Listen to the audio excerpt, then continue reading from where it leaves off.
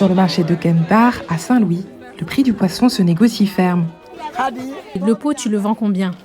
70 000 francs. Je t'en donne 40 000. Non, ce n'est pas suffisant. 50 000 et on n'en parle plus. Avant, tu achetais une caisse à 15 000 francs. Maintenant, il faut 150 000.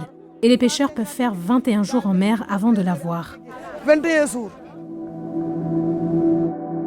À quelques mètres de là, même constat pour Tam Sirfai, pêcheur de 22 ans qui revient tout juste sur la terre ferme. Voici le résultat, une dizaine de caisses après 6 jours. Avant, c'était mieux, on avait plus de poissons.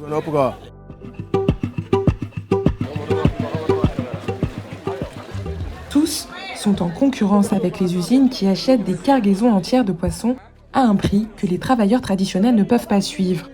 À terme, c'est tout un circuit de vente qui est chamboulé. Les transformatrices de poissons comme Fatima voient leur étal se vider petit à petit. Par exemple, ce qu'on achetait pour 5 000 francs, l'usine propose 9 000 francs. Vous voyez le problème, n'est-ce pas? Et bien entendu, les vendeurs préfèrent traiter avec l'usine qui leur permet de gagner plus. Nous ne pouvons pas suivre et acheter à 9 000 francs, car nous risquons la faillite.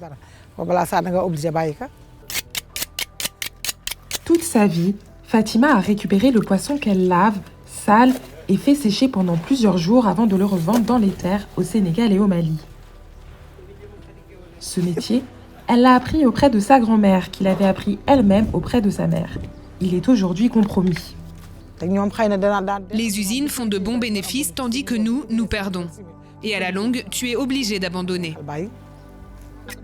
Selon la direction des pêches maritimes, en 2013, les femmes transformatrices produisaient 40 000 tonnes de poissons séchés.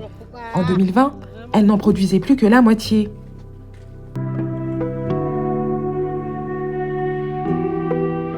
Réchauffement climatique, surpêche, plateforme gazière, les pressions s'accumulent sur le poisson, de plus en plus rare dans les eaux sénégalaises. L'arrivée des usines, il y a une quinzaine d'années, a été la goutte de trop.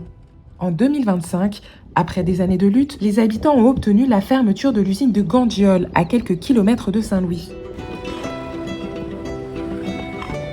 À Dakar, le militant écologiste de Greenpeace, Mamadou Kaliba, s'en réjouit.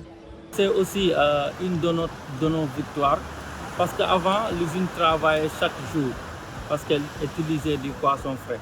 Il faut savoir que les textes qui régissent l'installation de ces usines-là leur interdisent d'utiliser du poisson frais. Ces usines ne doivent utiliser que des déchets issus de la transformation du poisson. Mais dans les faits, ces usines ont besoin de 6 à 7 kg de poisson frais pour fabriquer 1 kg de farine animale et de 23 kg de poisson frais pour 1 litre d'huile. Des produits qui seront ensuite exportés à l'international pour nourrir les animaux des éleveurs ou pour le secteur des cosmétiques. Une véritable menace pour les populations côtières, selon Greenpeace. Au Sénégal, comme dans plein d'autres pays en Afrique, c'est des pays menacés par l'insécurité alimentaire et que la première source de protéines pour ces populations-là, évidemment, c'est le poisson. Et donc, si ces usines prolifèrent dans ces zones-là, utilisent le poisson frais et mènent une concurrence déloyale aux femmes transformatrices, aussi à la consommation des populations vulnérables, constitue un réel danger pour le Sénégal. À ce jour, le Sénégal compte encore 6 usines de poissons opérationnelles qui ciblent majoritairement la sardinelle, le poisson du Thiéboudienne, le plat national. En plus des océans qui se vident, c'est un pan de la culture sénégalaise qui risque de disparaître.